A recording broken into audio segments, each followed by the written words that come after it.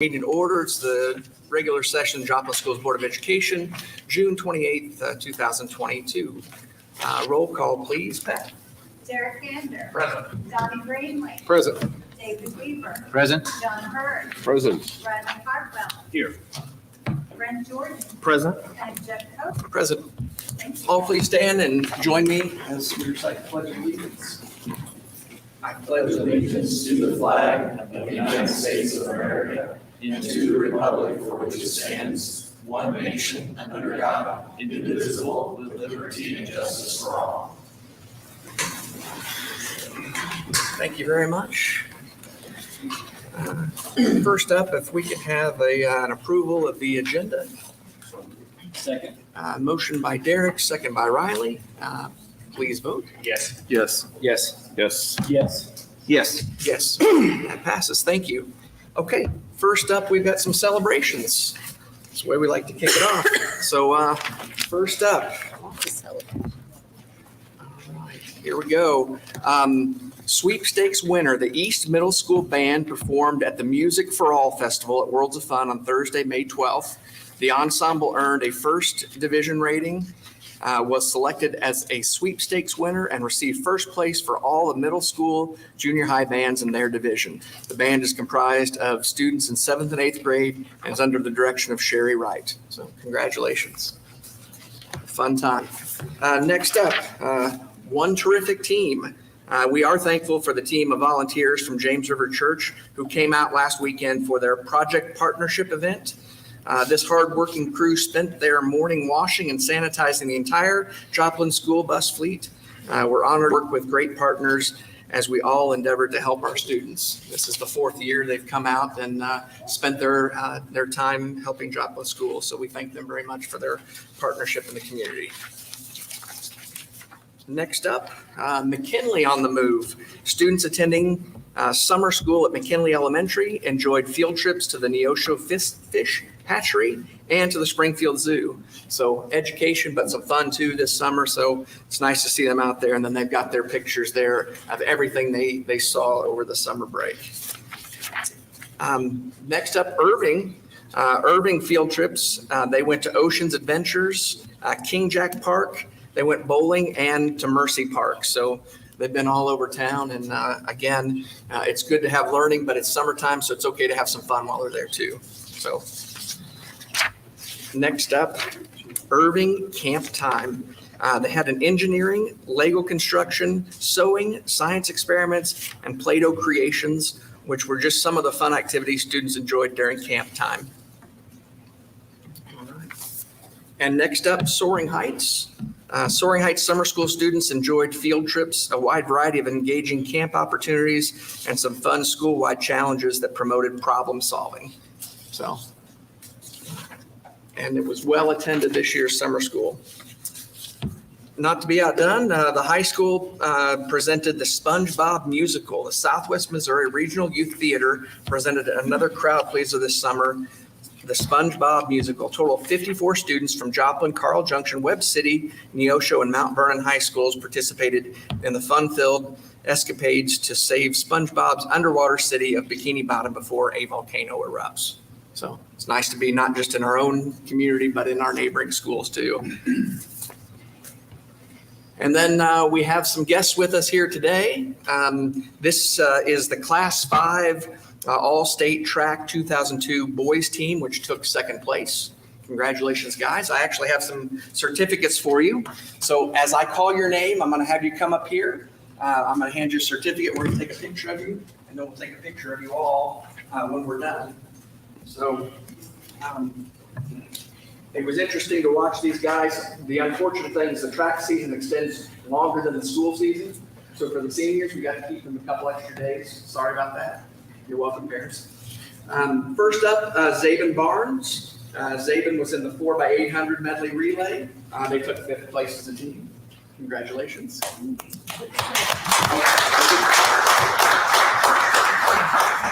Thanks, Zabin. Next up, Evan Matlock was also part of that 4x800 team. They took 5th place with a time of 8 minutes and 2 seconds, .02. Congrats.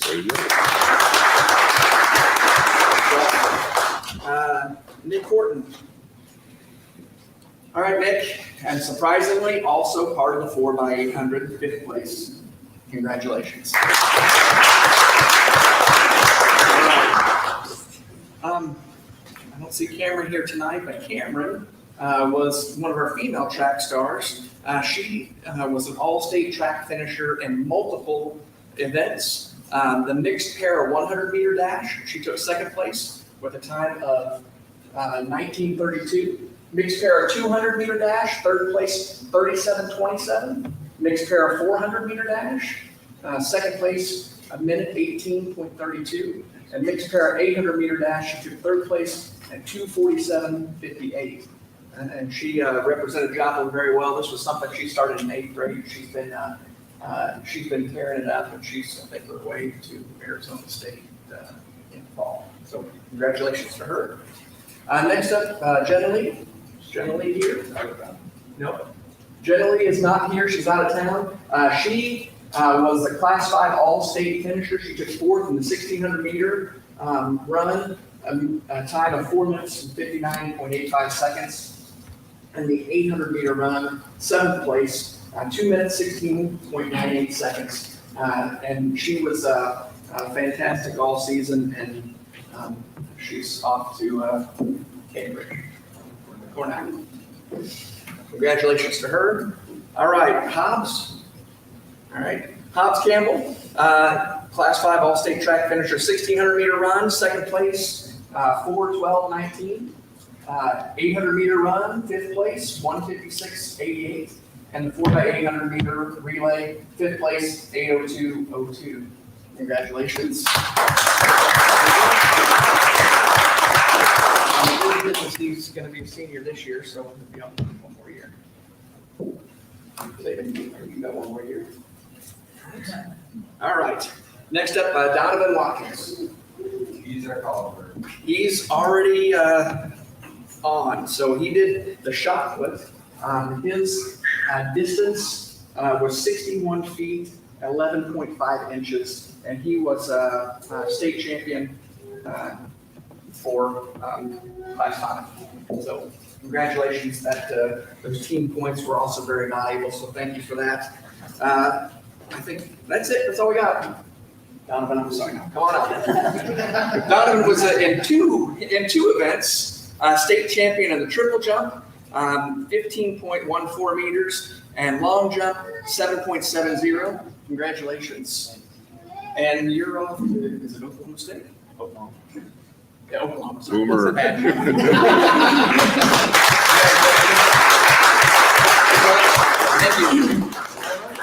That's all I've got on those. Go to my next topic. Thank you, guys, and the team. If we can get all of you guys to come up here, we'll take a big picture of everybody from the team. Come on up. Yep, come on up. And their coaches? And their coaches too. This was fantastic. This was the I'll say the highest finish we've had since 1978. Thank you. So, it's fantastic work, these guys. If you don't know, when you are dealing with the track and field folks, this is not a one-day event. This is every day of the week. They're out practicing and performing, and it's a long season.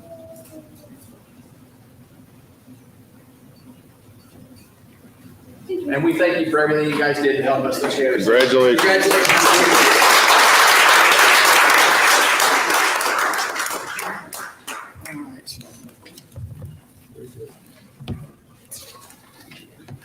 You need to tell them they can't leave. What's that? Tell them they can't leave. Oh, yeah, you have to wait till the end. No, I'm just kidding. Good luck, guys. All right, I've got one more. You ready? All right, this is a bit sad. We saw the pictures. Now we've got to say goodbye. We're going to do it a little bit early because they're going to have to stay to the meeting, but we have 2 of our leadership team that are retiring. And so if you guys wouldn't mind coming up and joining us here, Dr. Melinda Moss is retiring after 5 years of service, but 6 years of being with us. And then Dr. Sandra Cantwell, you might have one more meeting, maybe. Oh, you'll be out of town. So I would say thank She's you like, for all the ladies you put into our district to make it as good as it is. And we appreciate your leadership and the time and energy it takes. It's not a 40-hour work week. And the impact you make on children's lives goes way beyond the classroom. And for those kids that remember when I was in school, Ms. Cantwell, Dr. Moss, of course, hopefully there's no kids that remember you as Dr. Cantwell, because that's very new. Congratulations and congratulations. We get a quick picture and then, oh, we'll get this back. But thank you very much. Well deserved. Enjoy a little bit of time off. And then to what is next? One more. So, all right. Congratulations to both of you.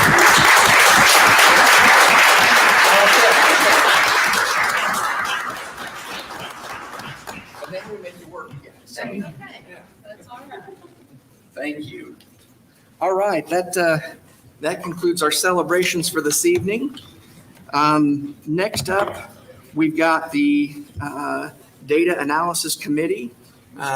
John, do you have a report to share?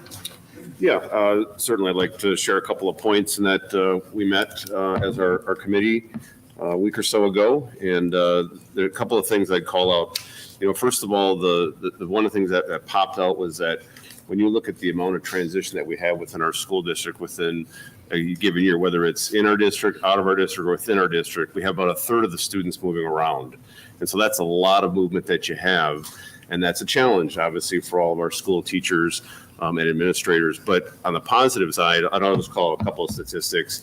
When I look at the education, especially on the early side, and you look at like the kindergarten when they first get started, one of the things that we've been talking about is how are we affecting kids earlier?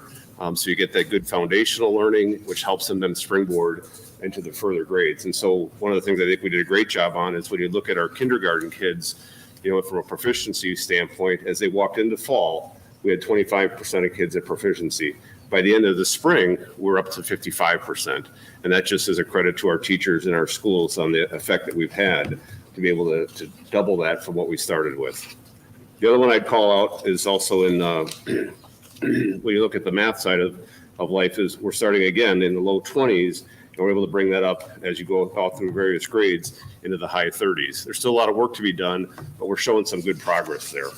And then I think the other thing that I look at, and the committee looks at, is when you look at us, how do we compare to all the school districts around us? The reality is we're not in the top half, but we're sitting in kind of that bottom quartile. So we have some work to do. But again, I think a lot of the good foundational things are in place. I think a lot of the programs that we've invested in are going to help make changes.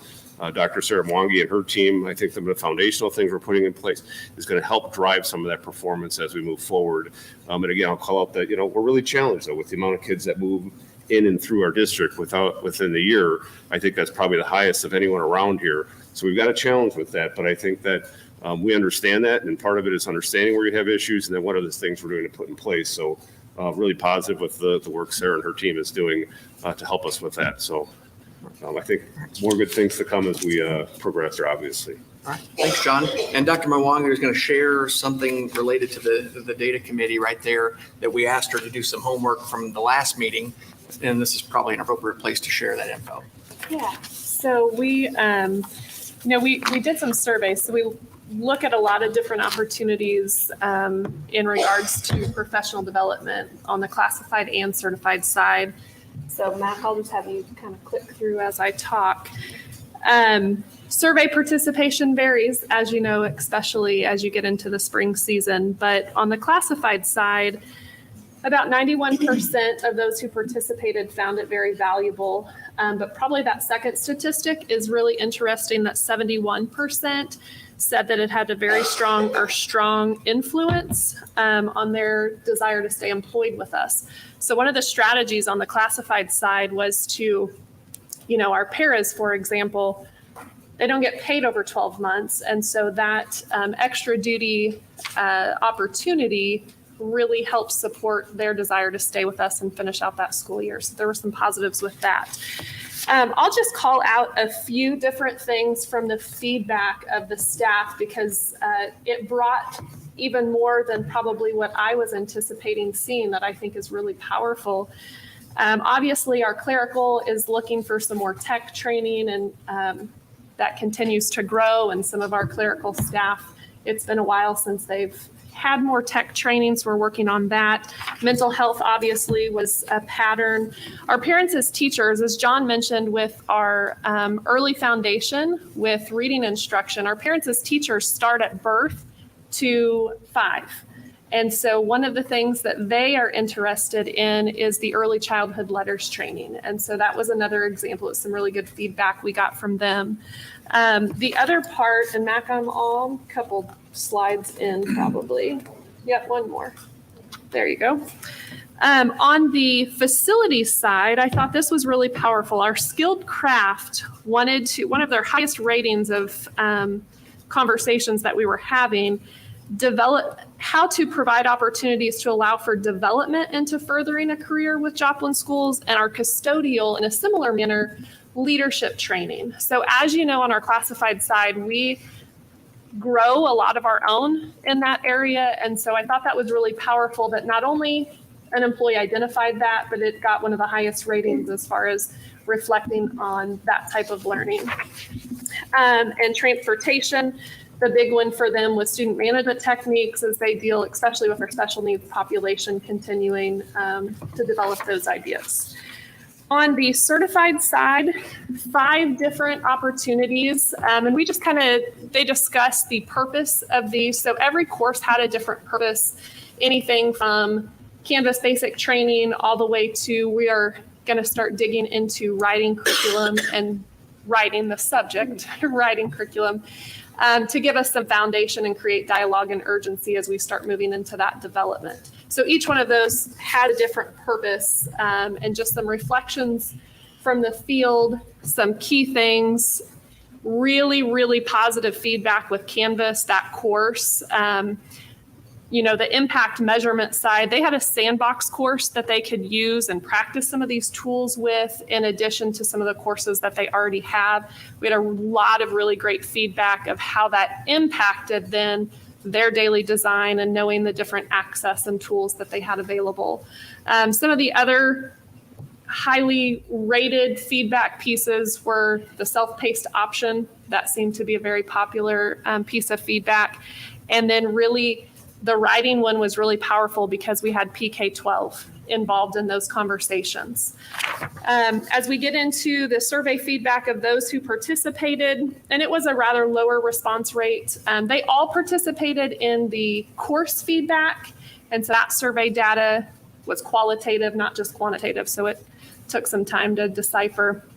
But 83% finding that very valuable or valuable on the professional growth. And then the next slide, Mac, this is part of that teacher retention grant that funded some of this. And this was just a question we had to make sure we included as we follow up on that. And it was simply, did the opportunity and compensation impact your decision to return next year? And on the certified side, it varied about 50-50 roughly in that. Mental health still a big one as far as their top rated ideas as we gathered their feedback. I will tell you, we jump on it as soon as we have information to improve. And so as this information was coming out, as we finished the first round of micro-credential, Sandra jumped right on the mental health, and we had 3 different days, I believe, Sandra, of mental health training that we've already provided this summer, 2 student courses and 1 adult course. And we were full. We had 90 to 100. We had 90, but we also have a waiting list right now For another round. 105. Yeah. So we, not necessarily the micro-credential, but those small opportunities that we're providing. So we're trying to find where we can get those opportunities for our staff. And Desi sent out a statement today that had our first aid, Yes. mental health first aid Yeah. as a ideal program. So that was nice Yeah. PR from them. Great. And then just as we, your approval last month, as we get into next year, there's a lot of, you're good.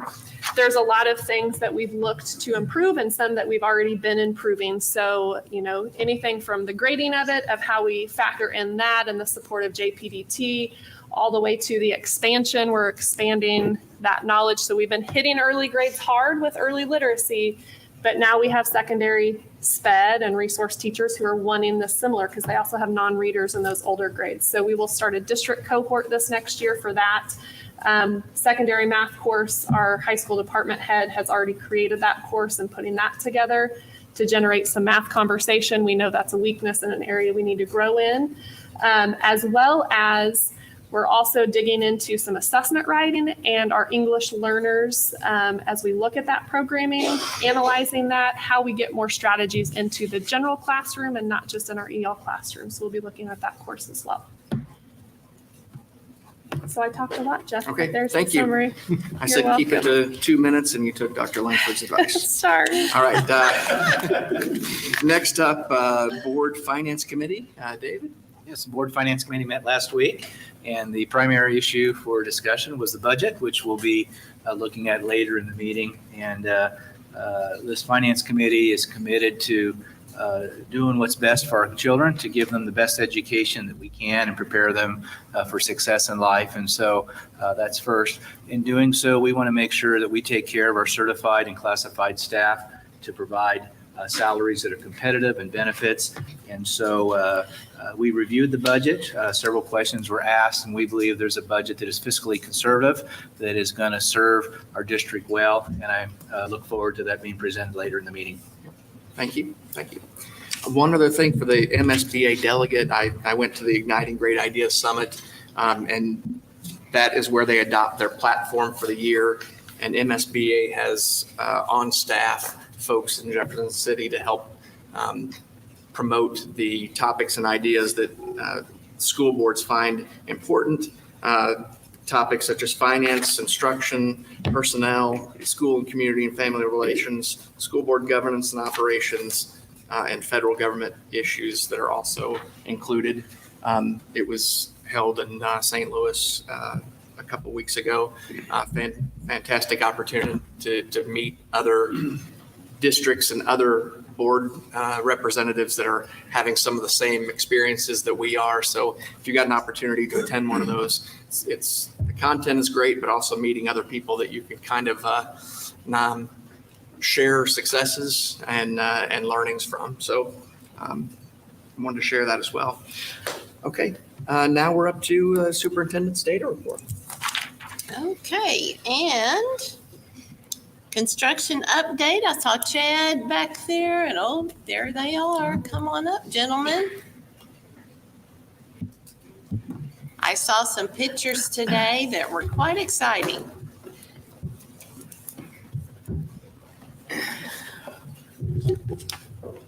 Hello.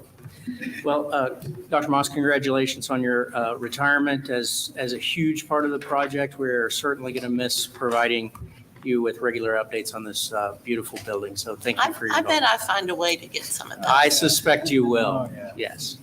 Well, thank you all for the opportunity to present this evening. In front of you, hot off the press, is our current site report, which was done this morning. Yeah, so as an update, some of the work in progress on the exterior. They're currently working on the brick installation. If you've driven by, you've probably seen them up on scaffolding, working in various parts of the building. They're currently working on grading and working on the playground areas, and we'll have some pictures showing that. But they're also working on some of the site curbing and exterior glazing, so some more of the windows still left to go in. In Area A, they're working on sheetrock installation, the operable partitions, as well as some of the, I can't read that from here, the framing. Commons framing, and then overhead MEP rough ends. In Area B, Level 1, they're working on painting, and so you'll see some pictures with color. Finally, the walls are going from unfinished to getting their first coats of paint, so it's starting to get exciting. But they're working on the acoustic ceiling tile installation, as well as the elevator is being installed. In Area B, Level 2, they are working on preparing the drywall. So they're kind of painting on the first floor and then moving their way up as far as the finishing goes. So if you wouldn't mind, we'll scroll down to the photos. This is a photo of the north side of Area B, the view from the north looking south. The next photo is the view of Area A, the commons and the cafeteria space. Next is the main entry canopy, and they've got the concrete benches installed that the students will hang out in and on arrival and departure. The media center and the library, that again is Area A. They're still working on some framing, and we'll soon start to see this getting some drywall installation. And this is the admin area. So right inside the entry space, if you kind of turn around and look at the main entry area, you'd see the admin and reception area for the school. And this is the area B level 1 living room space, we call it. That circle you see there will be cut in both sides of the wall, and it will also serve as a bench for the living room space. See a student hanging out there in the future. And then the north corridor, you see that they've got the first level of paint in there. And the next photo would be the north side classrooms. And it's really exciting to get in there and start to see some of the final finishes. You start to get a better sense of what the space is going to feel like. Then on the east side, level 1, some of the classroom spaces. Area B level 1, this is the east stair, and the students will go around the stair and up to get to level 2. But when you get to the top of the stair, this is your view looking towards the south, towards downtown. So nice view. You can see the entry drive beyond there coming up the hill. And if you turn around from that spot, that's where the stair comes up, and now you're on level 2. Preparing for installation of some of the plumbing fixtures on level 2, and the living room space on level 2. Again, they're kind of working their way up from the bottom to the top. And more living room space on level 2.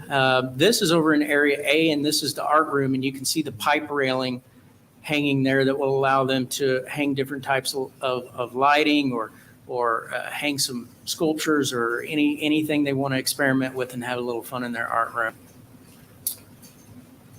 The commons, you can see they're getting in some of the branch ducting that will be covered with the wood panel ceiling in there, but making some good progress in the commons. This is a view looking through the commons into the gymnasium space. Sorry it's so dark in there, but they haven't put the lights in yet. This is the view of the back wall for the serving line in the commons area where the students will pick up their lunches. And then we get to the exterior, and you can see on the south side that they've made some good progress on the installation of brick. And then on the next photo, you'll see we're kind of moving around the building. Go ahead, thank you. And they're working on the base and starting to work on that whole south facade now. Next photo, if you continue around, that's the stair, the east stair, and the view is from those top windows, and you'll see that they've made good progress on that southeast corner of the building. Wrapping around to the east side, you can see that they're primarily completing brick installation on the east facade and continuing to work on the exterior glazing. And then again, wrapping around to the north side, the north facade, you can see the continuance of the brick around that side as well. Since our last update, they've poured the loading dock area, and you can see that they're starting to work on putting brick on the loading area walls. But very good pour there. It turned out really great. And then a separate view from the loading area to the common space. Also, since the last update, it's hard to tell in this photo, but they're intended to show you pictures of basketball goals. There's about 3 of them in that picture. It's hard to tell with the background and some of the equipment, but they're getting the basketball in the play spaces. They're working on those. The next photo, you should see that they're starting to spread some dirt and level out the playground space to the west of the facility. And final photo. Notable dates for July. We've got the fence actually starting on July 5th, so next week. And then metal panel on the facade of the building starts July 18th. We've got substantial completion still pegged at November 4th. Final completion December 13th right now. Any questions? Very good. A lot of good pictures there and a lot of good progress. We wanted to update you on the contingency. I think it was brought up before about where we're at with the budget right now. And Mac will cue it up here in just a second. And some good news in that regard too. Very good news at this point. We have a couple of very small change orders to bring to you later and in the meeting. But while I was getting that. Is it the budget action? No, it's the Dover Hill construction project contingencies, yeah. So the current budget for the whole project is just slightly over 27 million. There we go. And maybe make that a little bit bigger, yeah. If you look at the first column, C, the construction management contingency budget, you can see the original allowance was 995,000 at the top. And all of the change orders that you approved that's been nestled under construction management. Can we zoom a little bit more, Matt? Please, thank you. And you can see all of them from soil to remediation of the ground, mass rock removal, and so on, and the numbers. And then as you get down to the bottom, so far, what's left on the construction side is $270,202, okay? If you look just slightly to the right in column E, it's Joplin Schools contingency. That's what we had built in. It was $600,000. There was a credit back from S&S Dirt Work for $17,000 plus. And then you had the other different change orders that were fixed under that area and so on for a total what's remaining is $566,000 for Joplin Schools in that area. The next column is furniture. This was what was put in the budget, $992,000. Tonight, we're going to talk about furniture later in the meeting.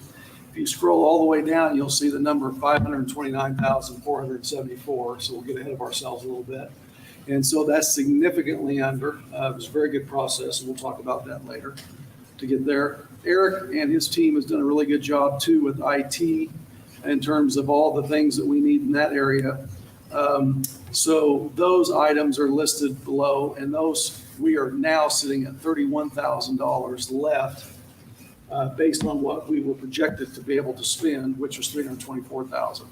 And then there's some soft costs over here. It's an assortment of a lot of different things. Too long to talk about architectural fees and some other things. It's additional fees that's going on, civil engineering and so on. For $447,000, and there's $78,000 left there. So the total right now, as we sit here today, is $1.4 million under what we were projected to spend. Now we're getting in the short several months left, not very many months left of the total construction project, and so expenses are getting fewer and far between in terms of what we need to have change orders for, but. Two change orders we have tonight are very advantageous for long-term maintenance, and that's what we're bringing them to you, and they're very minor as far as the cost. Well, and Kerry, this far along in the project, I mean, the unknown contingency stuff that we were worried about, we're really past that. I mean, I saw 74% to completion. Nice to see that. So that means there's nice upside in it. Yeah, well done. Very good. And we have been wanting to show this to you, and I'm glad you brought it up. But we sat down and put together, Shelley did a yeoman's work on bringing all this together. Dave Pettit was involved in that as well. And we all sat there and looked at it. And we appreciate the help from these two gentlemen to make sure that we're on the straight and narrow. And we want to continue to look at this as we go. And so that by January, February, March at the latest, we'll have a final cost of what it really cost us and what our budget was. And hopefully that will continue to be much under the budget. This was This was a spreadsheet. I requested to have the change orders, and what a great job on that spreadsheet. So thank you Yep. to Dave and Shelley and Carrie and to all of you who participated. This really in one sheet capsulizes this whole thing. So thank you for that. Very well done. You're welcome. Yeah, thank you, Shelley. She's Yep. in here. So in the box. Shelley worked very hard on it. All right. Thank you. Thank you, guys. Thanks, Shelley. Thank you. Okay, and then speaking of Shelley, we're ready for the health insurance and dental care reports, and then move right on into financial statements. Okay. Can you hear me okay? Yes. Health and dental, we just finished up the 11th month of the fiscal year, and we spent a little over 6.6 million of our 7.4 million budget. It's about 89% of the budget. We continue to see a few higher dollar claims, and our prescription costs this year are high, even though thank goodness we've received several rebates back from our the Optum RX on that.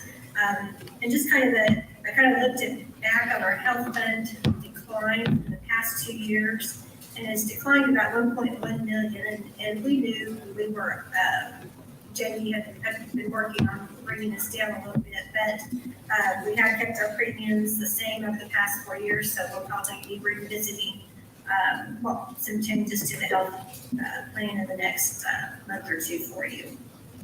But I'd be happy to answer any questions you may have on that. Okay, I'll continue on then on our financial statements. And we're just finished, well, we still have one more month left. One thing that I don't know if you noticed on the balance sheet this month, I did start investing as rates have gone up. I've started investing over into the low SIP. So in the month of May, I moved $4 million. In the very first part of June, I moved an additional $13 million as we're starting to see some good rates over there in the low SIP investments. And those are being placed currently at 180 days. Some of them, there was one that was like a 90-day on the, maybe on the debt service fund as we start falling into the fall of waiting until we get our tax money. I want to make sure we're okay through that. But we did the revenues. If we go to the condensed financial statement, I think it's page 4. We have that up now, Shelley. Okay, perfect. He's doing great. The revenues are pretty similar to last year, and then the expenditures are continuing to track as expected. You will see the 3 months of accrued payroll that will hit this month of June, so we'll show that next month. But everything else is kind of about the same. We did pay out $2.3 million on Dover Hill this past month. Any questions? Just a comment, Shelley. Hey, the fact that we've got extra cash flow because of the bond issue, I appreciate the fact that you're being proactive to go out and find ways to earn while we're waiting to pay on the building. And that's being good stewards with the funds that we've got. So I appreciate that. And the MOSIP, we gave approval to use late last year, but we hadn't had the opportunity yet to do it. So finally got to the point where it made sense. So you didn't have to wait for us. So appreciate you bringing that to us and starting to earn a little bit more while we're waiting to pay for the bills that come due, since we already have the funding. So thank you. Yes. And thank you for allowing me to be remote tonight. I appreciate that. No problem. No problem. Okay. Any other questions? Okay, we'll move on. So next up, we've got public comments. Any public comments tonight? Okay, no. So then let's go down to what's next. Should be the consent agenda. And I move to approve the consent agenda as presented. I'll second. thank you, Riley. Thank you, Donnie. It's been moved and seconded that we approve the consent agenda as presented. Please vote. Yes. Yes. Yes. Yes. Yes. Yes. Yes. Okay, that passes. All right. First up then on the regular agenda is proposal to approve the change order 13 for Dover Hill. Can we take, on this, Jeff, can we take 1 and 2 together? Is there any objection to take 1 and 2 together? No. If there's no objection, then we can take 1 and 2. Those are both Dr. Saketa. Okay, Dave's up here to talk a little bit more in depth about 1 and 2, or change order 13 and change order 14 in that order. Sure. I noticed that as we get further along, the change orders I bring to you tend to get less and less exciting. I hope that that is a good thing. And That's so quite all right. We like it that way. the first change order number 13 that we want to bring to you, the HVAC system is a hydronic or water-based system. And in talking with the contractor installing that, we came up with a situation where we can do a change order for a primary secondary loop within that hydronic system that will first of all, make it more efficient over the course of time. It will also allow us better control since the hydronic system is set up where you may need to call for cooling in some rooms and call for heat in other rooms, and it'll allow it to be more efficient and allow us better control in those zoned areas within those classrooms by doing a primary and a secondary loop. So we're asking you to consider that change order 13 for $6,424.70. And change order 14, attribute that to our school district plumbers. As we were surveying that, we have intimate knowledge of things that can go wrong in the school setting, in restrooms. And although the situation that they laid out with the cleanouts was more than adequate, we asked that they consider adding some additional cleanouts. We tend to have a lot of plug ups directly behind the wall hung stools. And this only allowed the existing, what they had put in allowed about half access to that. And so by adding these will allow us not to have to pull a unit off of the wall to have to run that. And so will allow better maintenance, less of a shutdown should we have to work in that restroom for that. And so we're asking you to consider change order 14 for $1,048.60. I'd like to make a motion to approve the 2 change orders as presented. All right, motion by John, second by Derek. Any discussion? Please vote. Yes. Yes. Yes. Yes. Yes. Yes. Yes, that motion passes. Okay, next up, we're back to Shelley, accounts payable.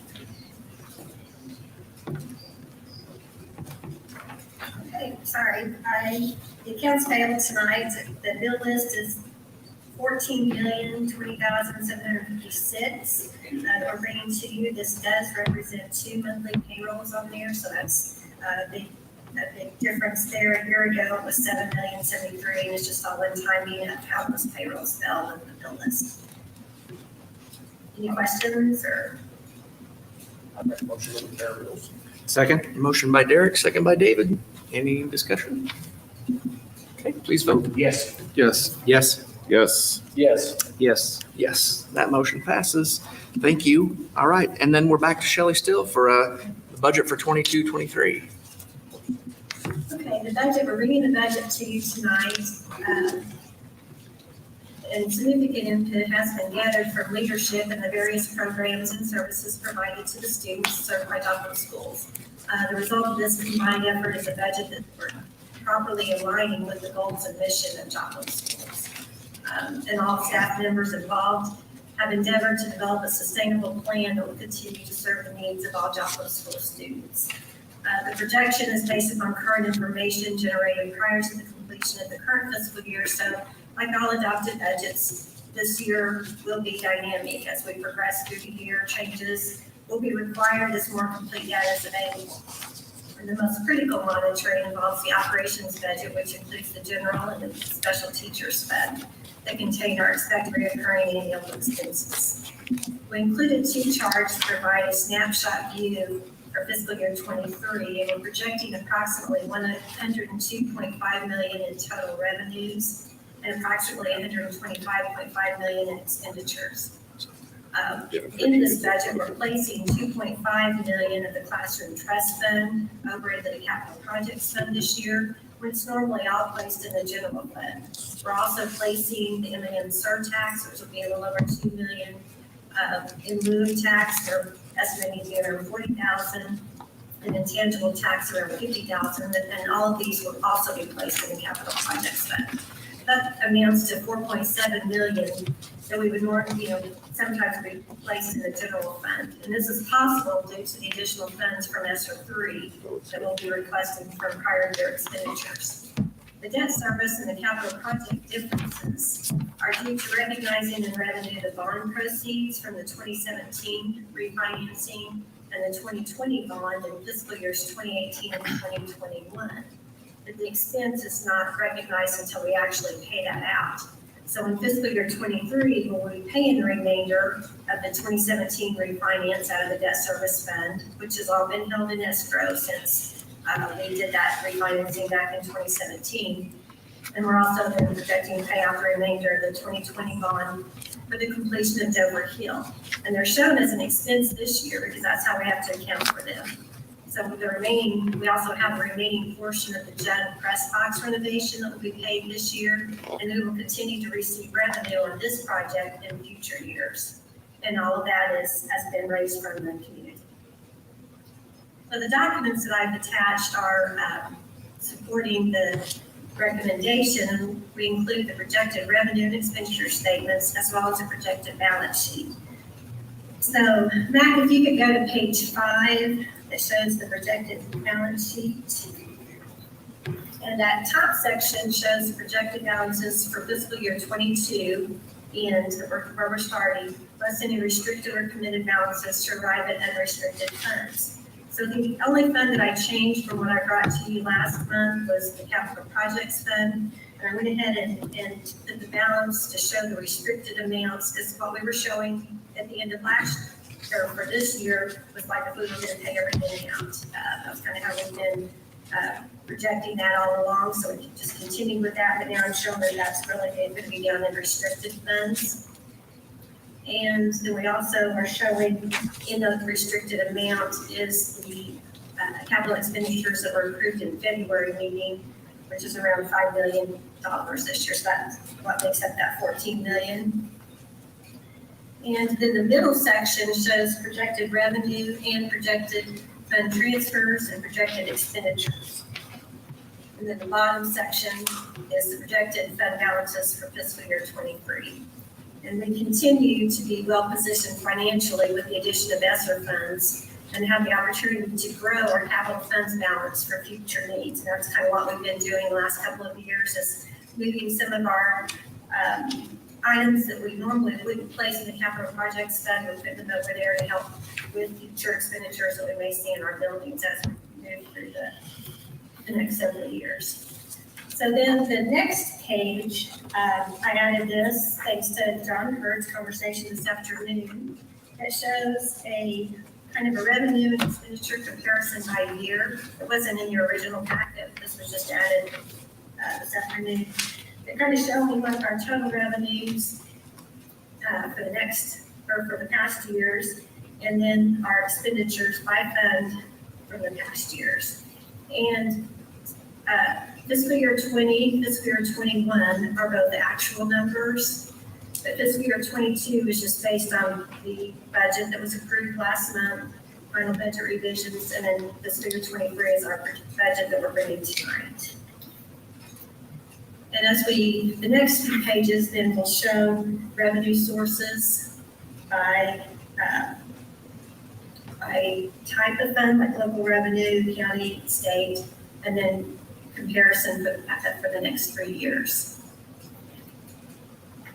Some of the differences on revenue, as I mentioned, that we are placing some of our classroom trust fund over into capital projects, and we have expected to see a pretty significant increase in our Prop C revenue, and placing M&M and all of those over in the capital projects fund as mentioned, and that's due to the ESSER 3 funds. One of the main difference in revenue from this year to the next year projected is the refunding bonds. We had 19.5 million refunding bonds that we received last year. So that's of course not in there this year. Then our expenditures start on page 12 and 13, and we presented those by function and fund. And part of the Additional expenditures this year is we are adding 3 additional counselors, 1 at each middle school to start our alignment with N6. And then we also have an added counselor that will be split between elementary schools based on enrollment. And then the expenditures, also the debt service fund is showing that additional refunding, 2017 refunding bonds that have a call date of March 1st. So those, as mentioned earlier, they're being held in escrow and those will be paid out. So they'll be expensed this year. And then the additional expenses for Dover Hill that we should all be paid out this year as well. And the final pages 13 through 33 just show expenditures by each fund broken down by function and object with a comparison for the 3 years. So we really, our preliminary budgets, we know we'll have revisions based on more accurate data as we continue into this next fiscal year. We've been cautious with our revenue and kind of generous on our expenditure side. On that page that I did for John, our expenditures for fiscal year 22 would be quite a bit less than what we were projecting. Just a lot of it was in the capital projects fund. We know all of those won't be paid out. And then we are seeing some decreases on our general and teachers fund from what was originally budgeted. Are there any questions? So Shelley, I appreciate that you pulled together that summary up at the top because it really gives you a true run rate as far as, what are our true expenditures. When you think about, you take out the capital project, which that obviously causes a real blip, but you take that out and it's pretty even. It shows we're pretty conservative on the overall spend on that. So I appreciate you showing that run rate and how we're tying revenues and expenditures back together because that's a real clean look. So thank you for that, Shelley. Yeah, you're welcome. This is a challenging budget. We are in the middle of a construction project. You've heard a significant one. We're in the middle of ESSER funds. And then there's a tremendous amount of uncertainty in the economy right now. Will there be a recession? So, a budget is making educated estimates about what the future will hold and trying to predict what gas costs will be, trying to predict what inflation is going to be, all of those things. So this is an exceptionally challenging budget. And I think that Shelley, you've done a wonderful job of putting these numbers together, and thank you for that. And in the Finance Committee, those of us that were there, we questioned certain line items, and the answers that she gave were great answers and well thought through. So very, very thankful for your long hours of work on this budget. Yeah, just David, I'd echo the fact that, we're heading into some harder economic times. And so for us to be conservative on how they approach the budgeting, I think that's really prudent. That's really wise. And I appreciate the work that was done on that because I think 6 months from now, a year from now, we're going to be talking about a very different financial economic outlook. And the fact that we're conservative on the front side, I think is really going to help that conversation later on. So well done. Yeah. And I would add, I think we asked a few questions. We saw some things like the property insurance almost doubling in a 2-year time frame, and that was a pretty big line item. So those things that we are seeing a significant increase, I'd encourage you guys to, dig in and see are they giving them to us because we're a district that has money, or is it something we can negotiate rates or terms or conditions that they can help us to not absorb 60% and one case 100%, those things. So as the opportunities come up, if there's a suggestion or recommendation that you can make that changes historically the coverages we've had or the opportunities, we're open to those, or at least I'm open to them. So Yeah. Feel free to bring them. And We're doing some research right now to see if there's anything we can do. And these estimates, we see how the revenues pan out over time, and all the expenditures that are projected here, those will all be approved at various meetings. So we have the opportunity to revisit these numbers frequently. So Definitely. I would make a motion that we approve the preliminary budget for the 22-23 fiscal year. I'll second that. Thank you, Brent. Thank you, everybody else. I heard David. Okay. All right. Any other discussion? Okay, please vote. Yes. Yes. Yes. Yes. Yes. Yes. Yes. Okay, that motion passes. Thank you. Now, Next up, we do have an insurance. Speaking of insurance. Nice segue. Yeah, perfect segue. As you know, annually, we come back with what our insurance rates are going to be for the following fiscal year. This is the third year of an agreement we have with a broker that won the bid for several types of insurance, including workman's compensation 3 years ago. And in working with the broker and the coverage groups, the insurance companies, the two big ones that we talked about most recently were property and workman's comp. And you can see down on the screen in the table, the rates that were given to us for fiscal year 23 in the middle. That's the middle column. The column on the right are the rates that we paid this past year that's ending this week. Okay. So the rates that were given to us for fiscal year 23 to end in 23 are a little bit higher, about almost $81,000 higher than the rates in the furthest left column, which is if we decide to extend the contract one more year. So essentially what happened is our broker went out to both Alliant, who does our property, the top row, and the bottom row, First Dakota RAS, who takes care of our workman's comp.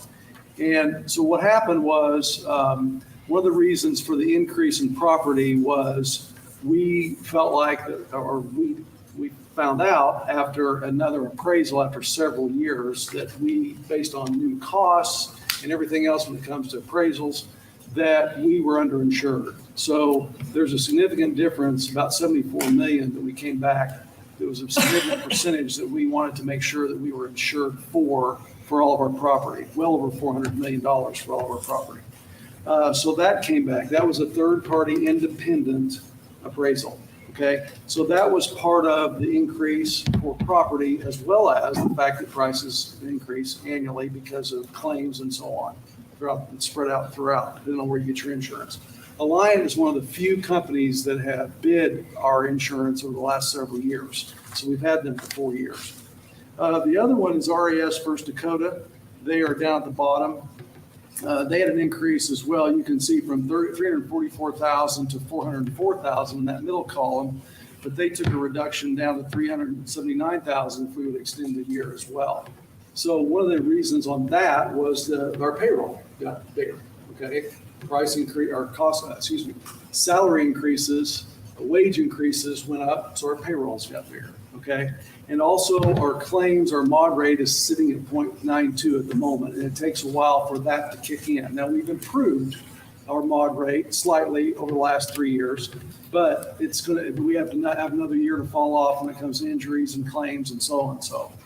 So what we would recommend is that we would extend the contract for one additional year with the company, take the $81,000 decrease from what the premiums would have been for 2023, and with the ability to purchase insurance from the company again for the following year.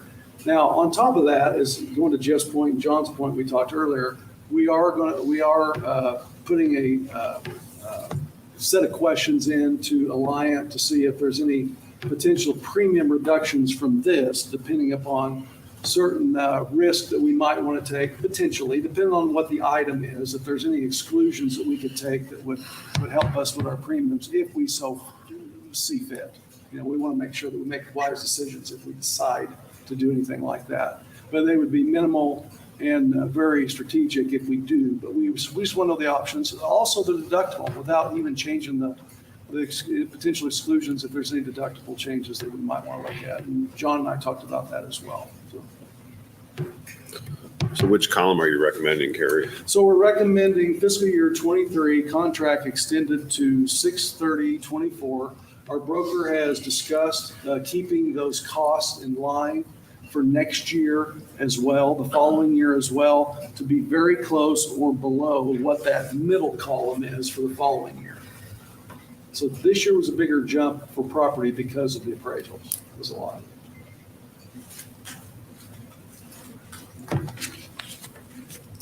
And so fiscal year 22 was 550, but I think to Jeff's point, going back to 21, it was in the fours. So this thing is almost doubled in like a 3-year period. I'd have to go back and look at the year before. 20 was 363 and 21 was 428. So, I mean, it's, Yeah. Yes. yeah, that was the note that we shared during the finance committee, that we saw it too, and it looked big. And the question is, is there any time to negotiate with them? Or if we say, let's extend it now, are we locked into this until next year? Well, we would be locked into this cost for next year and with a hope to not exceed the Right. middle column the following following. year. That's the goal. And the best assurance I can get is our broker has talked to brokers that work for those companies, and they feel very confident that they have everything on paper. Okay. So you're asking us to extend it through 6/30/24, correct? Yes. So that would be, we originally went with them in 2018, is that right? I believe that's correct. 6 years, without taking it back to bid. So here are the options. We could go with column 2 in the middle, and we just have it for 1 year and pay $81,000 more. And that's already we're already contracted for that year. Yes. So we can do nothing and pay the middle, Yep. or we can extend it and pay the left for this year and hope Hopefully- for the middle for next year. Hopefully no more than the middle next year, yes. Yeah. And And then we'll look at some potential options for premium reduction Yeah. within the next few weeks to see if that's a possibility, even from what we've got. Yeah, so a couple of things. The insurance industry is literally salivating over the inflation because they're saying, hey, everything jumped up in value. We jump up the valuation. Let's jump up the rates. And they're literally hand in hand moving it. Face the same struggle in my own business. But there are ways to address that, to bring down that valuation number. That's what Carrie and I had talked about. I think we still should do that. The other thing I think we should discuss is, what our current deductible is. And it's really low for a school district our size with a valuation of $400 million. We should revisit what our deductible is, because that does play back into your rate.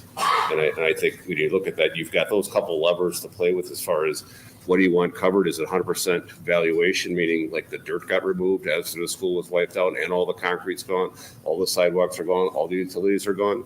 I don't think so. But that's what they're bidding us here, is 100% replacement cost. And so there's ways to go back and say, no, it's the actual building and everything above ground would be one. There's a valuation of that, which then they would bid on that piece of valuation. There's also the deductible piece to look at. The higher you take the deductible, the lower the premium. And ours is very low. I mean, you think about how low ours is for a school district with our valuation, it's eye-popping low.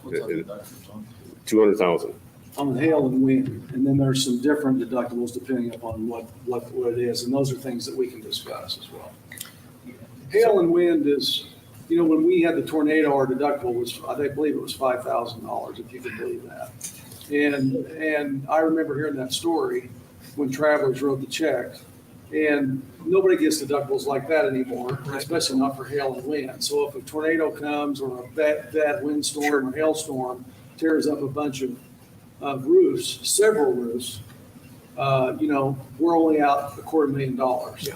Yeah. If we raise the deductible, we just have to be ready for the risk. That's the thing that we need to weigh. And I don't think we're at a point to have that conversation yet, because you got to go back and say, hey, its deductible is X, or if it's Y, or if it's Z. How does that affect the premiums? And what's the premium dollars? You look at it over a couple year period. There's a piece of math you look at then that says, hey, what should we do? And I want to clarify, our insurance is replacement costs, not actual cash value. It is replacement costs, yes. And that's big. That's a big deal. so we have a decision, we have a recommendation. Is there a motion to go along with it? Or I would make a recommendation, and if we could entertain this, is that, we have another meeting later in the week. Carrie and I just talked today. Give him an opportunity to go talk with our insurance broker and the insurance directly if we need to, and come to us on Thursday, and we should revisit this then after he understands the various numbers and dollars and how it pushes the premium. Are you wanting to table this item for now? My recommendation is table it until Thursday. I'll second that motion. And we would need, excuse me, and we would need to act on it Thursday. And Have to. if we don't get the information back, I mean, I'll do everything I can Sure, to sure. get it tomorrow morning. But if we don't get the information back, we're just going to need to come back and in that same discussion. Yeah, otherwise we're uncovered. Right. Yeah. You're not going to be covered at all. Would we be able to vote on that Thursday? We have another item that we have to Yeah. do on Thursday that we were going to make a 5-minute session to be able to vote. So we could do it. So we can add this to it and make that 7 minutes. I would even take a verbal from the broker.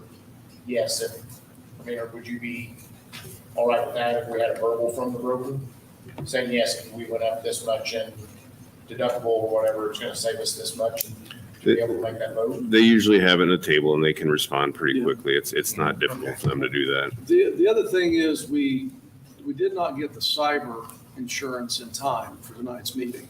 We do have 3 options to look at for cyber insurance, so we could get on that tomorrow too, and potentially put it on the agenda if you would like.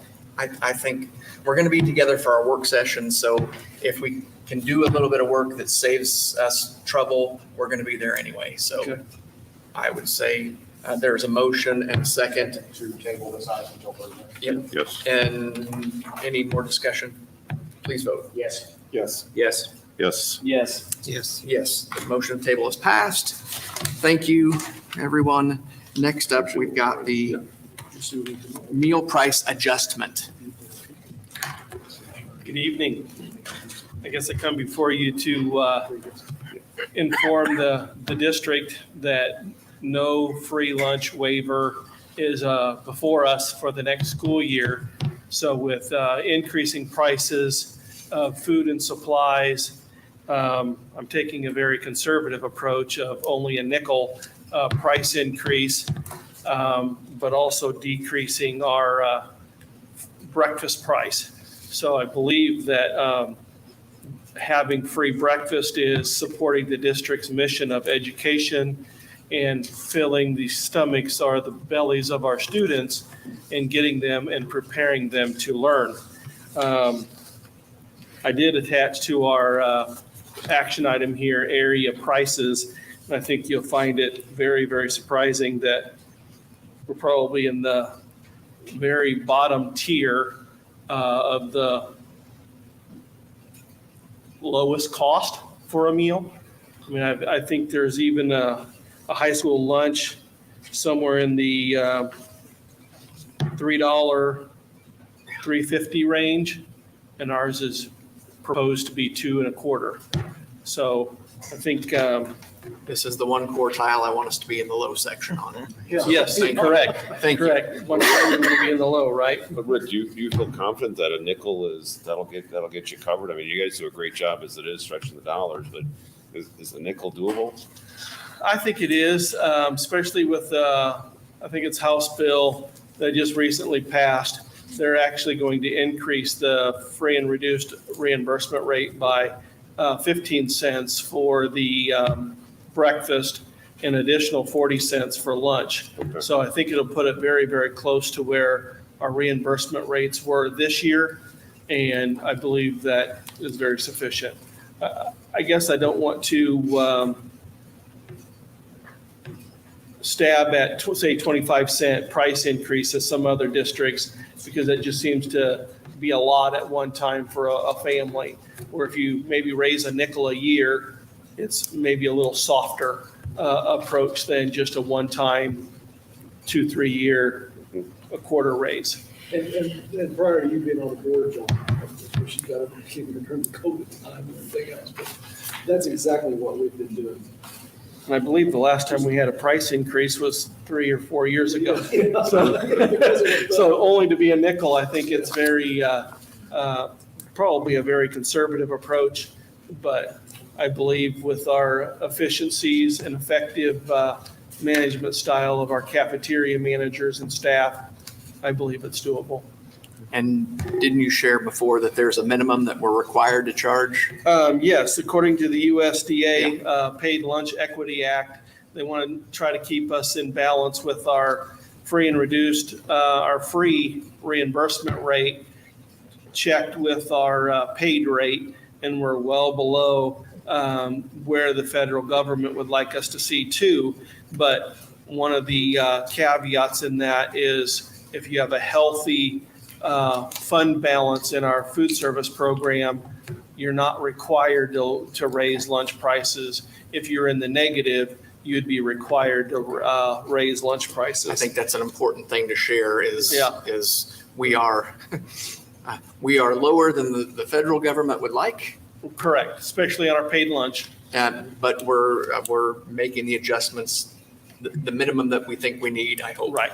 Because of operating efficiencies. Exactly. Right. Motion that we approve small federal price. All right. Second. So a motion by Derek, second by John. Any further discussion? I have a question, Rick. How confident are you on our messaging to parents in regards to lunches not being free next year? I've probably spoken to several different medias over the last month and a half, confirming that with the media. We will be sending out it's a parent letter from the food service department, in big bold letters, no free lunch. We'll have to complete a free and reduced lunch form. If you qualify, then you receive your free lunch type thing. But if you don't qualify, you will be moving back to that paid tier. So I think we've got a lot of work in front of us. We're currently working on that media, maybe 2 or 3 different canvases, you might say, of sending out that message.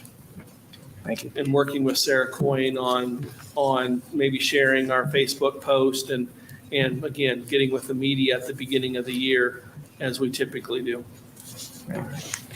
Okay. Thank you very much. Motion and a second, please vote. Yes. Yes. Yes. Yes. Yes. Yes. Okay, that motion passes. Okay. Next up, Dr. Saketa, purchase and installation of electronic message center for Roy S. Woods. Yes, the Roy S. Wood campus, as you know, houses our alternative programs as well as the stop and shop to make sure that kids get enrolled and get involved in the kids that want to use the virtual program. So they do a lot of work there with both at-risk kids and kids from all over the educational area in terms of, what is their needs for different types of courses and so on. One of the things that they come up with when they were talking to some business partners was they were able to secure a significant donation of, I believe it was $10,000 or so. Yep. From Toyota. And then they were also able to get some other donations to make up the difference. So the idea was, can we get a digital sign there to, have messages for our students in the community and our parents and so on. So they were able to secure the funding. Hats off to Shirley Charter and her team for doing that and be able to go out in the community. And thank you for the community members that wanted to put some money behind it there, Crossing Construction as well, and Toyota. So we appreciate that. And there was also anonymous donation. So we would recommend that we provide approval for purchasing the sign. And Carrie, just to clarify, the amount of students that are at Roy Wood now, I mean, it's more than most people would think, right? Can you reference how many students are? And Sarah can help me out with this a little bit. There are virtual students that come in and out during the day at different times, or if they need help or enrollment or so on to see a teacher. But there are probably anywhere in the course of the day, 60 to 70, 80 students maybe, that are mostly the junior senior level that are there to make sure that we can help them get through and get a diploma and meet their needs to be in a smaller environment and so on, and also the work requirement that goes with it.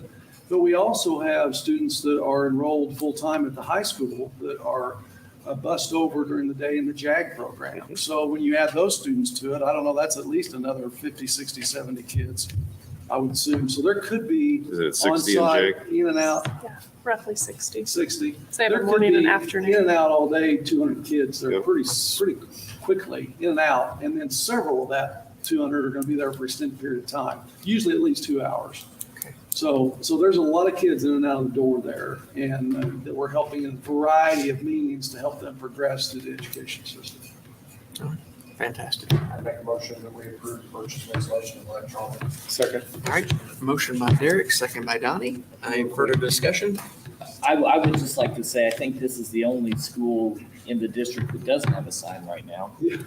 And so my hat's off to the hard work that Shelley Tarter's done on this particular project. And she's worked very hard. This is something that didn't happen overnight. She worked with a lot of people and business leaders in the community to do this. So my hat's off to Shelley, and I'm glad that we can have some recognition for those students who are, as we know, we've all been in that building. They're working very hard to obtain a degree and a diploma from Joplin schools. And let me say, I think they had around 60 plus graduates that came through there on the senior class this year, either through flex or no option. That's critical to our graduation rate. That is really the number one purpose there, to help those kids get through. So That's a significant number of our graduating class.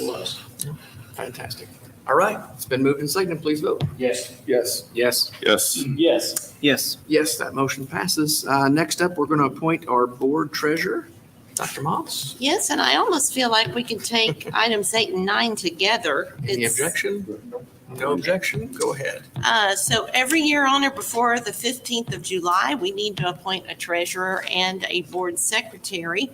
As we heard from Shelley Toft earlier, give us a great budget and financial report. She has over 30 years of experience in finance. She's a certified accountant in both Missouri and Arkansas, and has served our district now for about 4 years. And then we have our own fantastic Ms. Pat Waldo over here that none of us could function without, and she's now served 10 years as board secretary. So administration would recommend that we approve the appointment of Shelley Toft as treasurer and Ms. Pat Waldo as board secretary for the 22-23 year. I move to appoint Shelley Toft as our board treasurer and Pat Waldo as the board secretary. Second.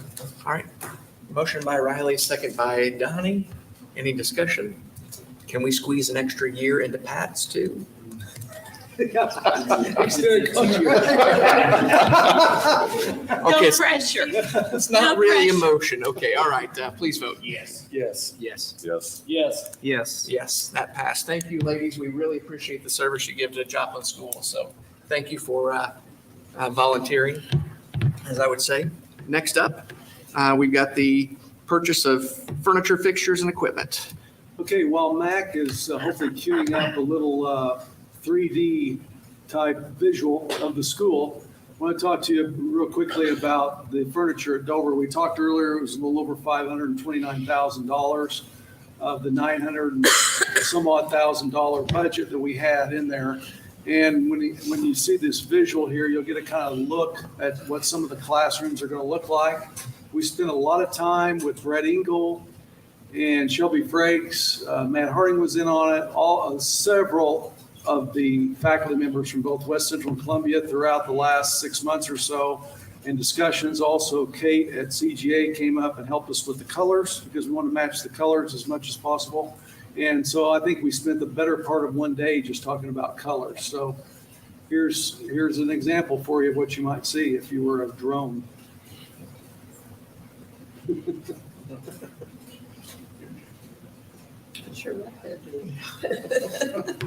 Fortnite something. You'll see one of the principals in here in just a minute, really, having a good time on the phone.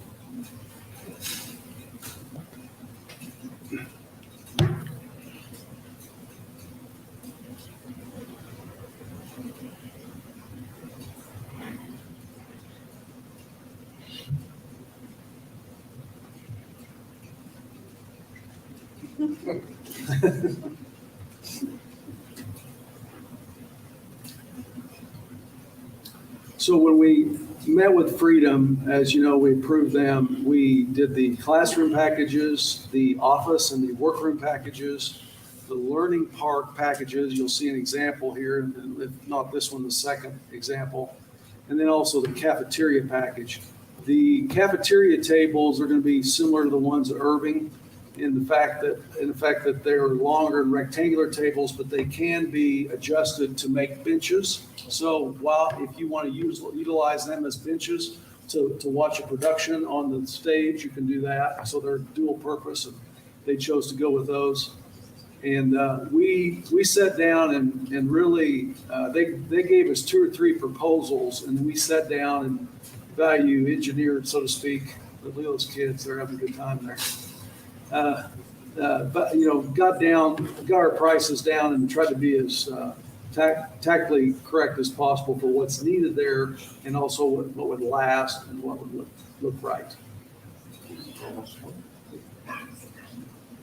Be functional. That's an example of the learning part. Very somewhat similar to what we did at Kelsey Norman.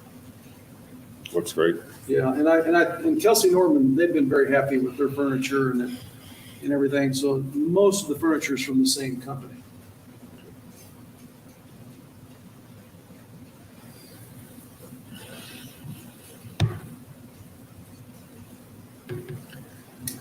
One of the things I want to call your attention to is those rooms you just saw at the back of the classrooms. That's very good space for all 3 classroom teachers. I think the fact that the 3 classroom teachers for each grade level will be working so closely together and have shared spaces for their students will really help with collaboration with those teachers as well as the kids.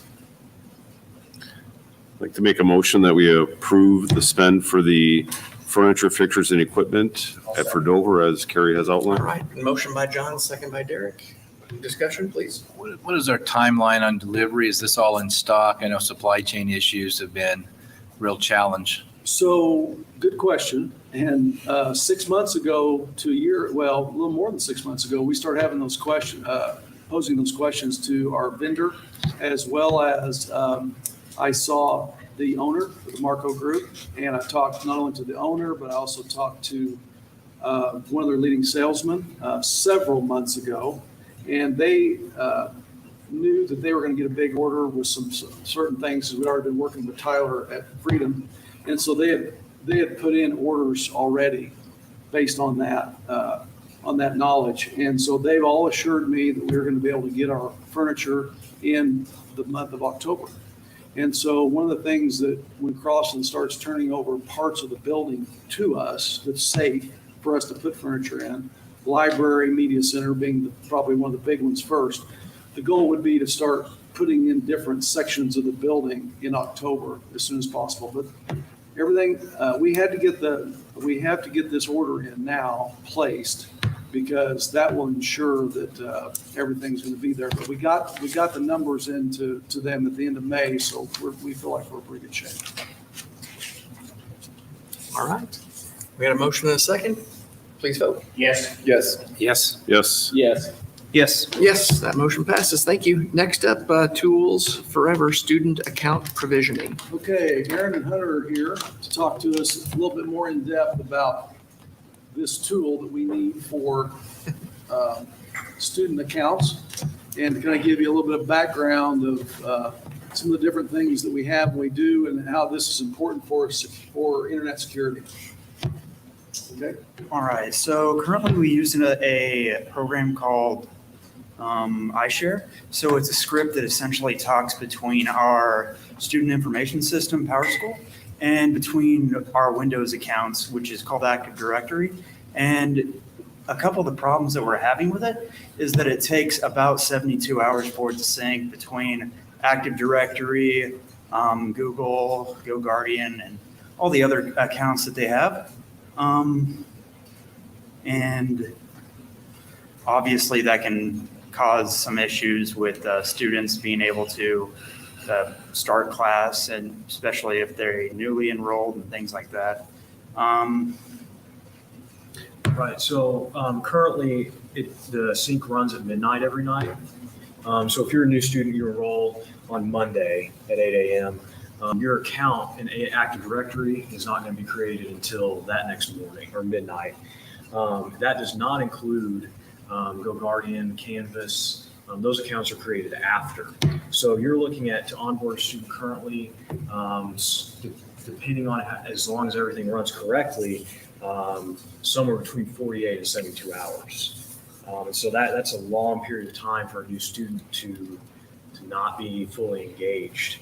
And then obviously if there's a spelling mistake in their name in PowerSchool or another issue, that process has to be started all over again. So then you're doubling the time at least.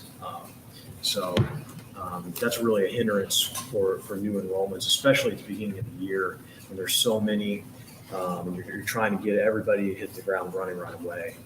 Well, and you may have mentioned this, but what time does this cut it down to? I know right now we're looking at 40 to 72 hours. So we purchase Tools Forever. What does it look like after we purchase? Sure. So the advantage of Tools Forever is that it runs 3 times a day. Yeah, 3 times a day. So we could set that to run, anytime. We could say 10, 2, and 6, or whatever we want to say. And that way, even if a kid enrolls in the afternoon, they're still going to be caught. At 2 And o'clock. so if you enroll at 8 a.m., you could potentially have your Gmail account at least and be able to interact in part of the classroom setting that same day. And so that's really a major benefit.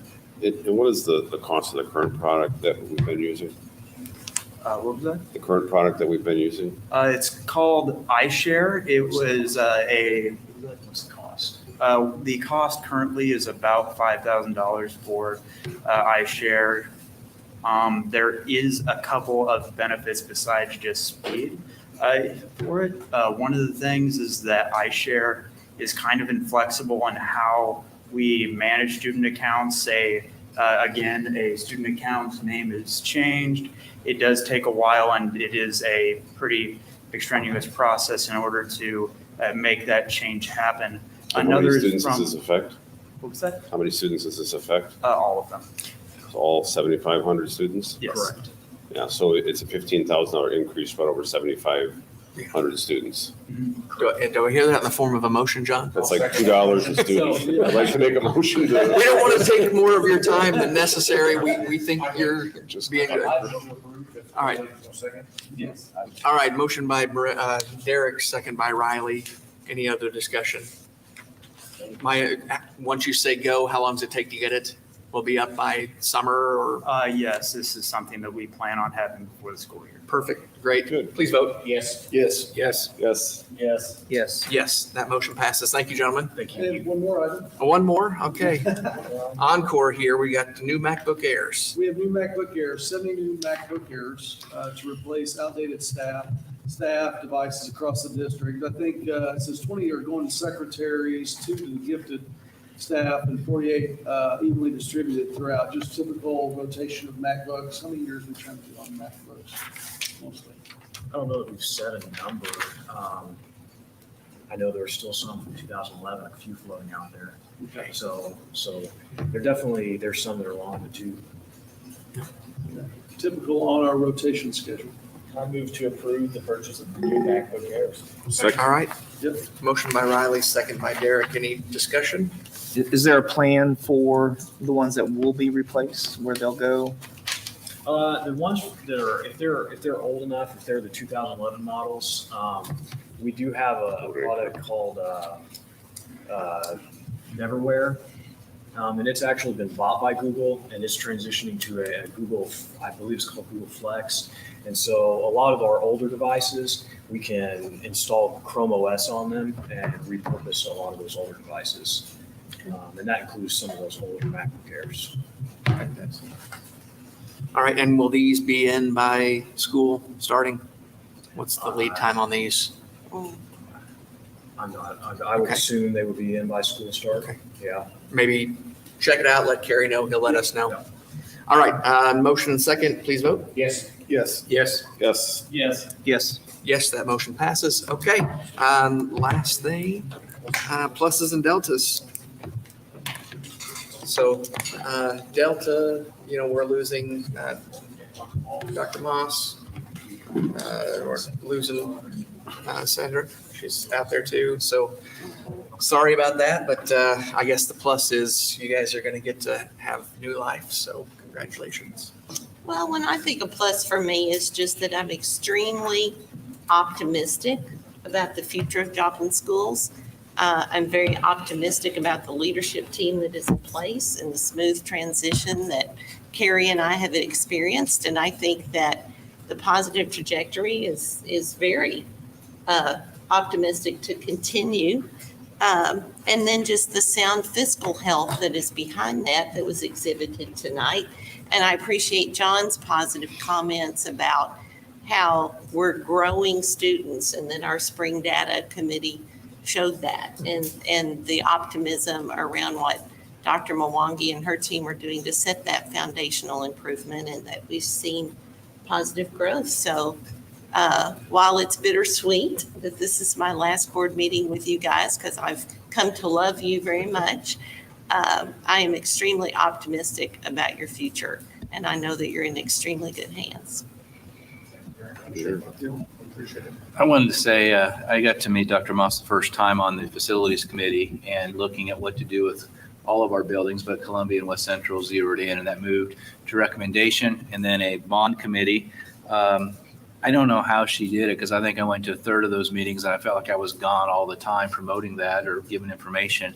And 79% yes vote on that. It was a no tax increase that helped, but that was a phenomenal number. So I appreciate your service on so many nonprofit and other boards. Your background in finance has been valued and it's come in handy in our school. So I personally appreciate the knowledge I've gained from you and your leadership, and you'll be very much missed, and we thank you from the bottom of my heart. Thank you. I got a couple of positives. I think the track team finishing second is phenomenal. Yes. And that kind of dedication and commitment by our coaches and the fellows on the team is just phenomenal. The fact that Dover's progressing the way it is, I think, again, that's a big plus. We had a lot of questions on that 6 months ago, so that's great to see.